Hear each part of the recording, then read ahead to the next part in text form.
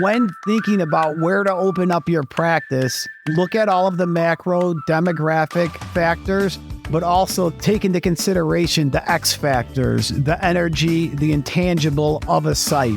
Those are the sites where your practice is going to grow exponentially faster. I'm Corey Brown, and this is Provides the Path to Owning It podcast, where I sit down with trusted industry experts and Provides Network to give you the tools and advice you need to take your practice ownership dreams into your own hands. From owning your own practice to expanding or improving an existing practice, we'll help pave the way for you to achieve your dental or veterinary career dreams and guide you through all the nuances of the practice ownership journey. Please make sure to follow us on Apple Podcasts, Spotify, or wherever else you listen.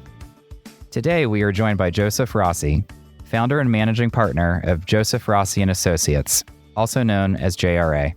Growing up in Chicago, Joe helped out with the family businesses in retail furniture and real estate. While learning about the businesses from his father, Joe came to understand the value of real estate and the importance of location. As his career evolved, he focused on healthcare real estate and became Chicago's go-to expert. Since its inception in 2011, JRA quickly earned a reputation as the top representation for healthcare professionals. Over the past decade, Joe has grown JRA to offer services that address an increasingly diverse set of challenges faced by practice owners. Joe has completed over 350 transactions with passion and pride and greets every morning with enthusiasm, more prepared than ever to take on a new challenge. Joe, thank you for joining us today. It's a pleasure to have you on our show. Thank you, Corey. Pleasure being here. Yeah. Let's say you want to open a practice. You're set on doing it. You have a really strong vision of what this practice looks like. How do you translate that into the available real estate for your new practice? What are the intricacies of navigating a commercial real estate lease? I'd like to talk about what happens between visioning and opening day. So let's start with all the factors to consider when selecting a location. What kind of demographics do you look for generally? Generally, we look for demographics that match the practice owner's vision.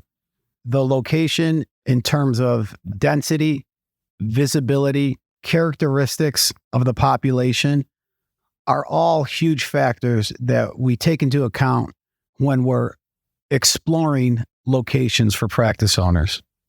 Do you have an example of what that might look like? Certainly. In your practice vision, you envision how the practice looks, who you're going to cater to, what their income levels are, what's the general area look like, is there older or younger people? What is the brand of the practice trying to display? What is the accessibility and visibility of the location of the practice are all, huge factors in exploring locations for practice owners. And then one of the biggest factors is, do you need to be in a retail setting or an office setting? And determining that is kind of the driving force of how we show our clients properties. Yeah. And how do you determine if you need to be in urban versus like a rural or even a suburban location? When does that come into play? Well, that comes into play pretty early. It's probably one of the first questions that we ask. And generally, if you already have a practice vision, if you're going to be in a suburban area, a rural area, or an urban area. And there's a lot of pros and cons between those all different area types.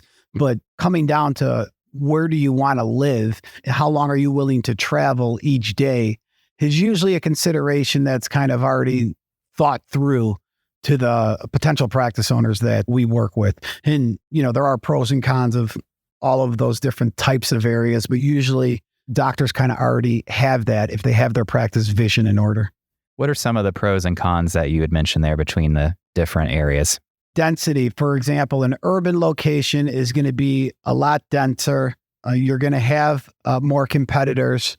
If you like what urban life has to offer, then you'll want to be in an urban area. But the site selection process in an urban setting is even more important than a suburban or rural area because the patient has so many other options and there's so many other competitors branding their practice. You could stand out by your location. And in an urban area, when the patient has a lot to choose from, the site considerations are even more important. when you're in a rural area, there may not be another practitioner that you're competing against, and availability of sites is going to be a lot less. They're going to find you anyway because you may be 1, 2, or 3 practitioners to choose from. So let's say we, have researched our demographics. We know what type of area we want to be in. Next, I would think would be kind of selecting the real estate to house your practice. So where does one start when looking for spaces? Well, it's important to explore many options, because if you don't explore, it's very hard to measure and have a benchmark of what your options actually are. Some spaces that you look at, it may seem very expensive at first, but after looking at 50 properties, the economics seem a lot more in line with what your expectations are. But having a lot of options to choose from and talking them through with our clients makes them better decision makers on the final site that they do select. In today's market, is there still an opportunity for potential buyers or lessees to actually see enough properties to kind of make that decision? Yes. Typically, when we have a new client, they've already have some sort of either demographic report or idea of where they're going to go. These reports, they only really take into account a fraction of the consideration that somebody is going to actually consider when selecting a site. The demographic reports are very macro.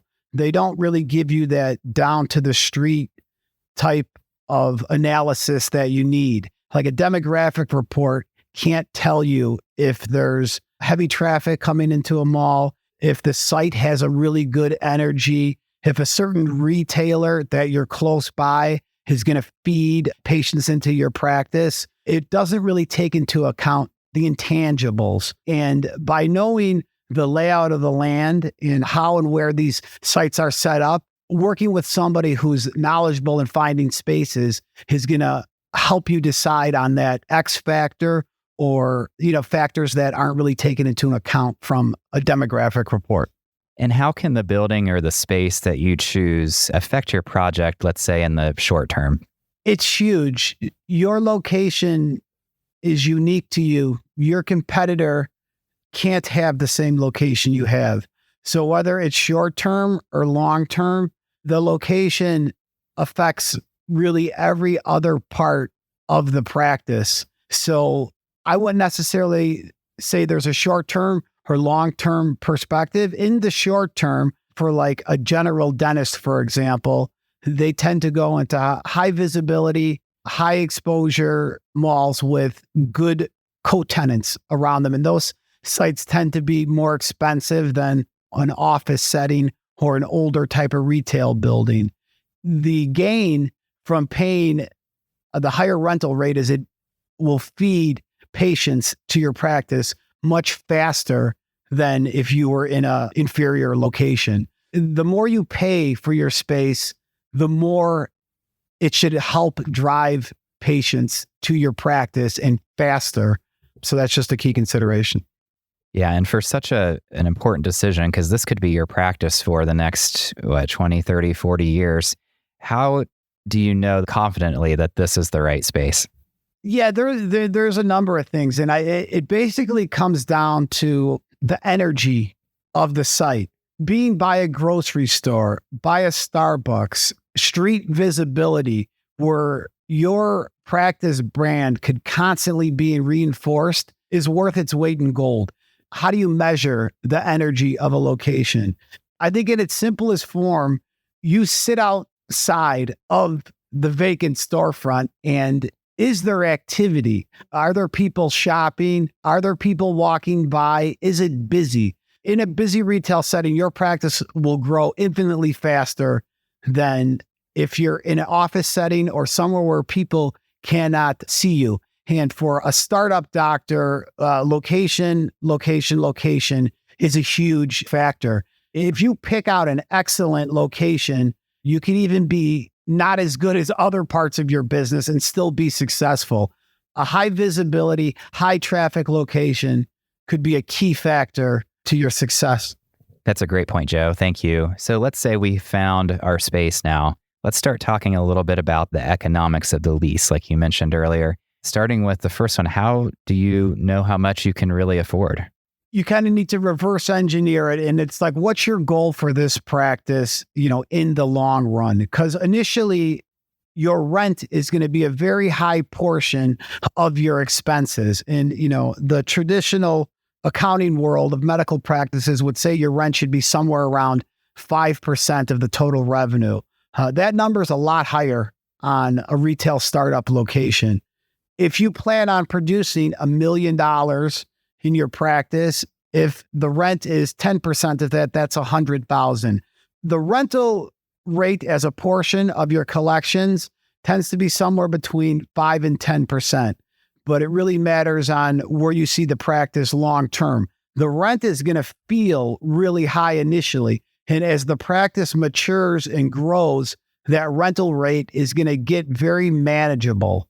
And if the rental rate is high initially, it should be the driving force of bringing people in to the practice. Like if you're in an excellent location, you don't need to spend as much money, if any, on marketing. So it's all kind of relative to patients coming in the door and the collections. The good sites are going to feel really expensive initially. And as the practice matures, that gets a lot easier to manage. Yeah, I think that's really important for our providers to remember. You're always going to be busier and grow your practice. So in the long run, that rent is not going to seem so high, like you said. We're hearing a lot about tenant improvement or TI dollars. Does receiving those, is that part of every lease, or does it really just depend on your market? It really depends on the landlord. Some landlords pay TI allowances, which are basically cash that the landlord reimburses you for your investment within the space. Depending upon how the landlord operates, kind of depends on if and how much TI dollars they're going to give you. And there's a number of considerations to think about in terms of TI dollars, whether to take them, whether not to take them, if they're even available. Landlords that are more of developers and have like institutional investors tend to be ones who structure the lease economics with large TI allowances, where smaller landlords that are more mom and pop tend to not give as much TI dollars than some of the larger landlords or developers. But it's really all relative to the building, and it's not something you could classify by a market or a geographic. It's really unique to that property. I would say age of the building is probably a very big factor on if an allowance is given or not. Newer buildings tend to be owned by larger, more sophisticated landlords, and those are the type of landlords that will incentivize you with cash incentives, hence TI allowance. And what types of improvements do TI dollars typically cover? Are there any restrictions? There's really no restrictions, but they are usually tied to your leasehold improvements. So, any plumbing work, any electrical work, HVAC work, any of the raw building improvements are tied to an allowance. And no landlord is really going to give an allowance that is greater than the amount of what the practice leasehold improvements are. So there's always certainty that you're going to get the entire allowance. The landlord typically will make you prove that you spent the amount of money of the allowance on construction, and you provide them a lien waiver, and then they reimburse you for that cost. But look at TI allowance as basically cash incentive from a landlord, because that's what it is in its simplest form. Understood. You mentioned lien waivers. How do they affect the TI dollars being paid out? The lien waivers are really just the process in order to verify that the money has been spent according to what was agreed upon in the lease. Moving back to like TI dollars, the big question on allowance is, how much do I need and should I take it from the landlord? In addition to the TI allowance, knowing if the TI allowance is good, bad, it really depends on how the unit is being delivered to you. The huge dollar amount in the lease transaction is in the construction. And landlords deliver typically what they call a work letter. And in this work letter, it outlines how the space is going to be delivered to you. Like, for example, we're going to give a 7-ton HVAC unit. We're going to give a 300 amp electrical service. So the less work a landlord does, the more willing they'll be able to give you more TI allowance because you're going to do the work. The TI allowance is relative to how the space is being delivered, how much your rent is, and then just market conditions on how bad the two parties want to make the deal. That's a great point. Thank you. So let's say that we've kind of worked our way through negotiating this lease. I'm sure timing of certain things is going to be really important. So can you talk about some of the nuances around when and when not to do certain things when dealing with a lease? Sure. And it's don't sign a lease until you've really understand and know every variable accounted for and when it's going to happen. Typically, when we see doctors get into trouble with timing of their lease is they've signed a lease and they now take months to finalize and get permitting and hence lose out on all their free rent period. Everything you do before the lease is signed is a free period and a time for you to prepare and optimize this project that you have underway. After the lease is signed, the lease will have a structure where there are set periods that are eating into your free rent. So understanding how much it's going to cost you, how long it's going to take to get the permitting and start constructing is a huge factor that should be done before the lease is executed. After the lease is executed, you really lose all of your leverage and you're on the landlord's clock. All of these things are preventable and controllable by the practice owner and their team. As long as you plan accordingly and prepare, you should never eat into your free rent and you should optimize all of the time incentives that the landlord has given you. When thinking about timing and construction, how long does that process normally take? That way we can kind of think about planning ahead and getting the most out of our free rent period as possible. Right. Well, the construction period, I kind of put them in two categories. Like there's the planning phase and then the actual construction.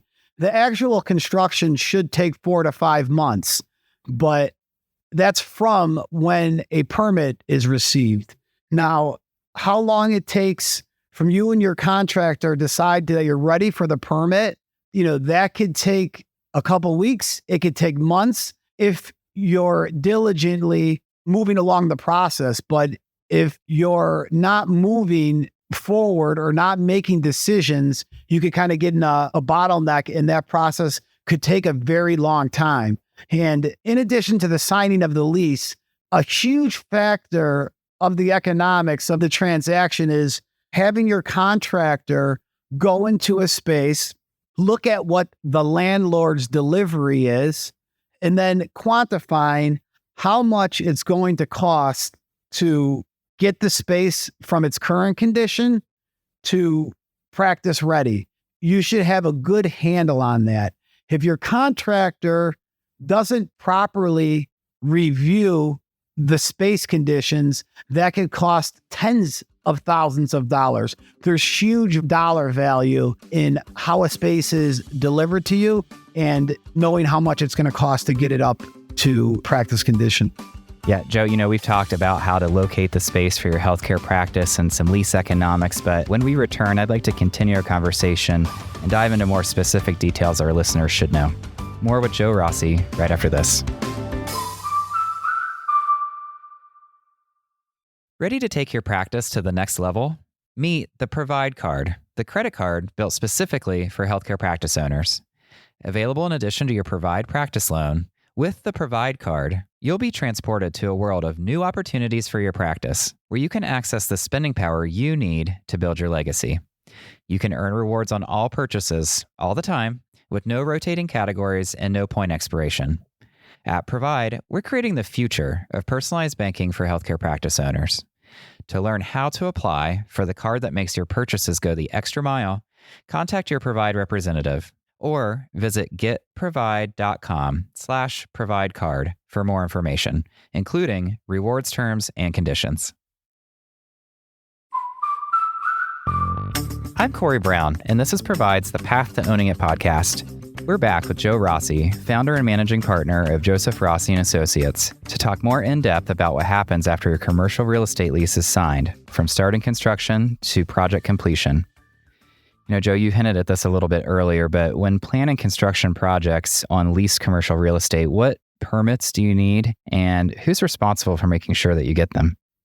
Generally, your general contractor is going to be responsible for applying and picking up all of the permits from whatever the municipality is, and they'll kind of lead the charge on that. You're more of a supportive role. The contractor that you're working with should be pretty familiar with this process. And like a great question to ask them is, how long is the permitting going to be? What is entailed? And their answers should come off very confidently. I would be concerned about a builder who couldn't answer that question with confidence.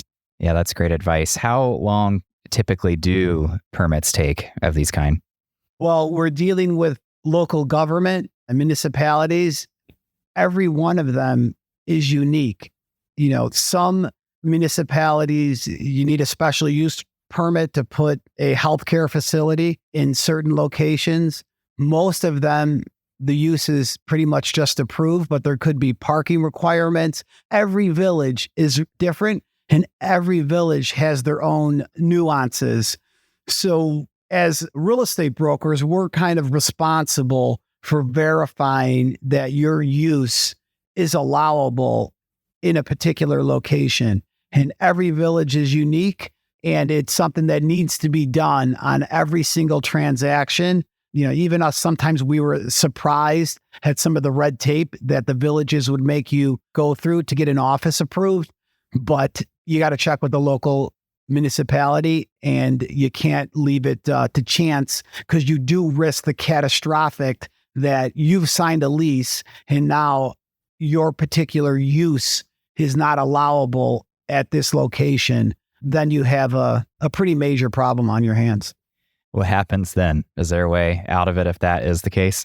Once you sign a lease, it is a legal document, and there really is no turning back. So throughout your entire practice journey, you're going to be dealing with a lot of different vendors, a lot of paperwork, a lot of time investment, but none of it really has a firm commitment to it until you sign that, 5, 10, 15-year lease. Once you sign that document, you're bound by it.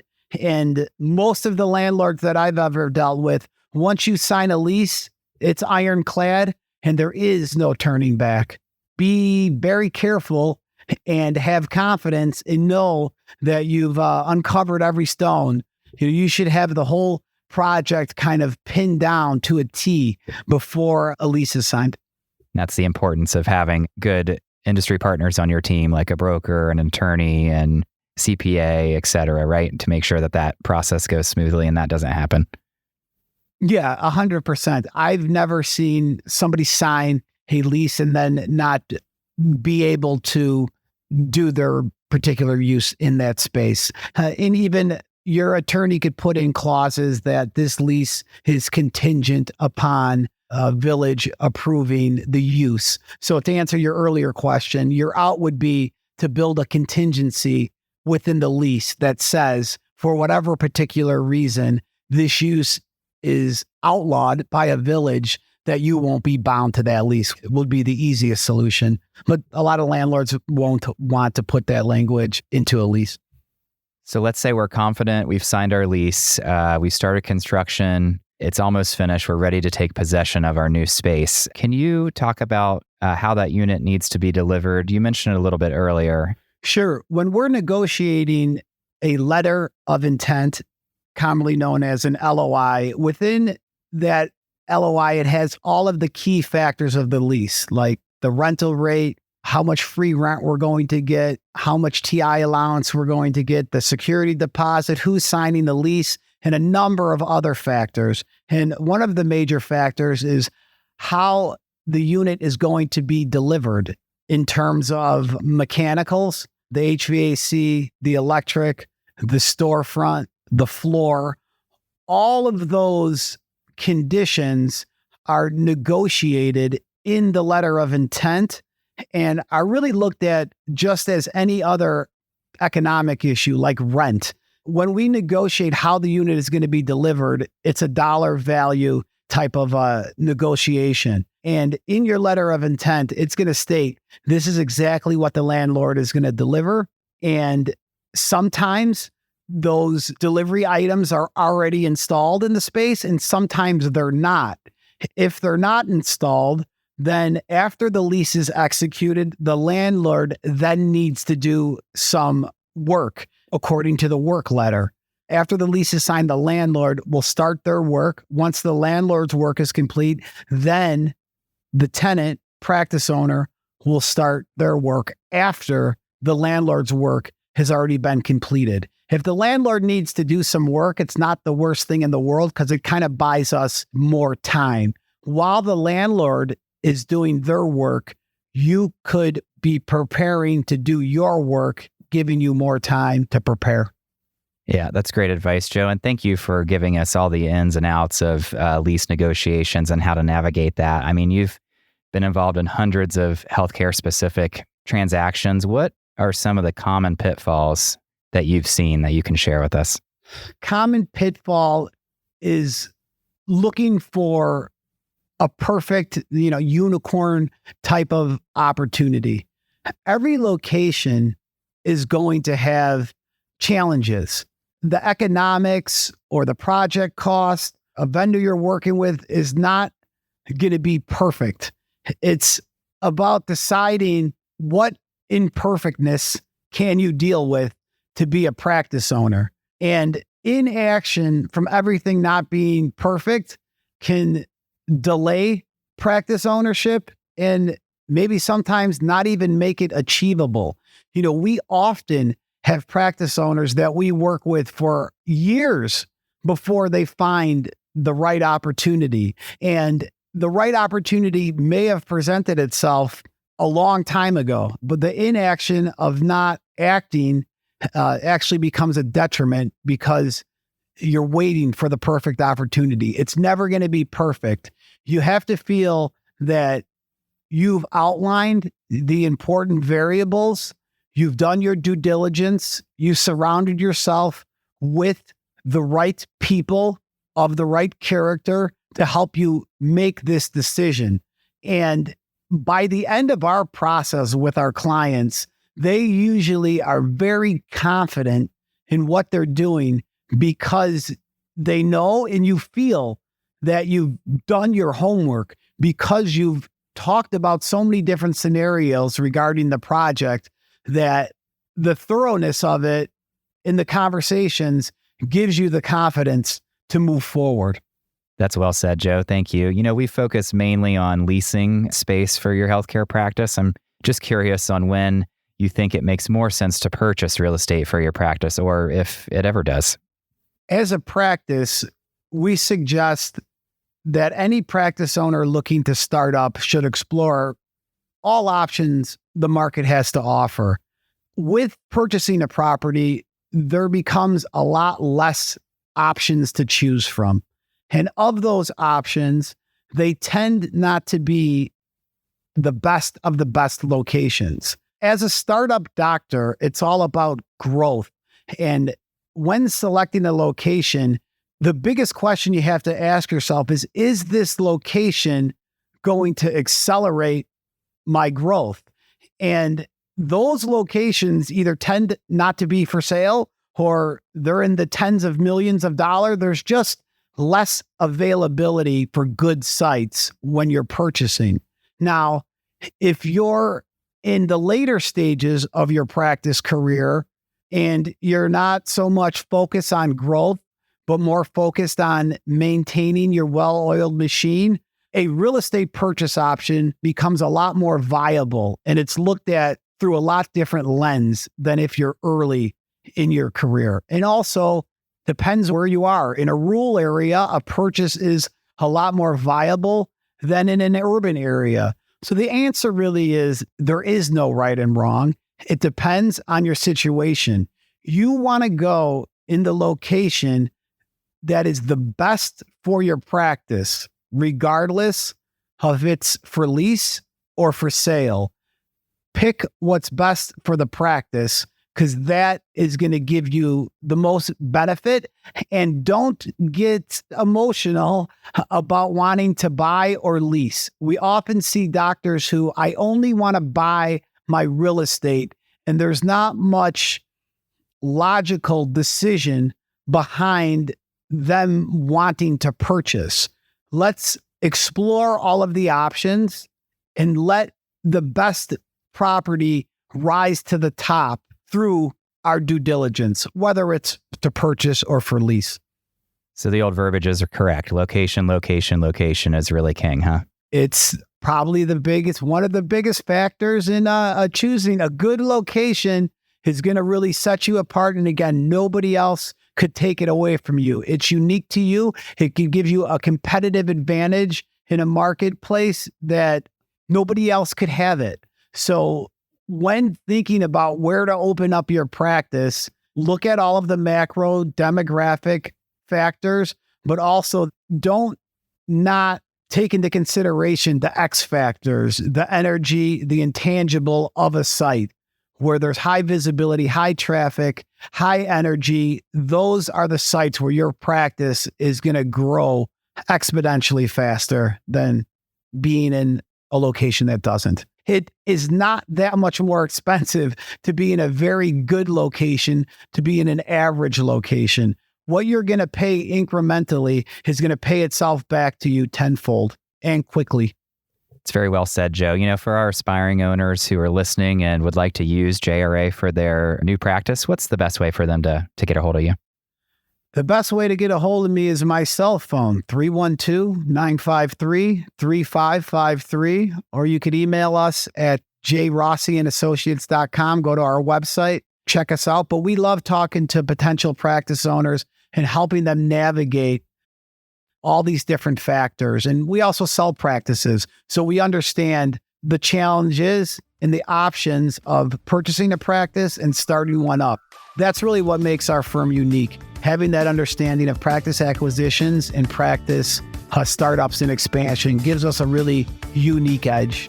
Well, Joe, thank you for taking the time to dive into the details of navigating the lease for your new healthcare practice. You're absolutely the right person to share your thoughts with our listeners, and we just really appreciate you taking the time. Thank you.